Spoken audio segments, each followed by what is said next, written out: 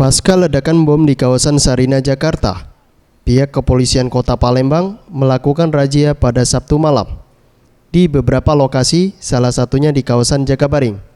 Razia dengan memeriksa kendaraan, surat kepemilikan kendaraan, dan KTP dilakukan untuk antisipasi adanya teror yang terjadi di Sumsel. Kombes Pol Tijahyono Prawoto selaku Kapolresta Palembang mengutarakan dalam razia ini Polresta Palembang menerjunkan seluruh personil pihak kepolisian Palembang sebagai cara mengantisipasi teror bom dan mempersempit ruang gerak teroris yang akan masuk ke kota Palembang. Tetapi akhir-akhir ini kan situasi eskalasi kerawanan meningkat. Kemudian kita sasaran pertama adalah mengusir dan kalau bisa berantas teroris.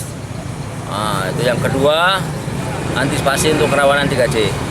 Personel Polresta jajaran ini, Polsek melaksanakan kegiatan 21, Polresta terpusat ada di Jakabaring ini, kemudian sampai UKL-UKL yang ada di pelosok kita terjunkan semua.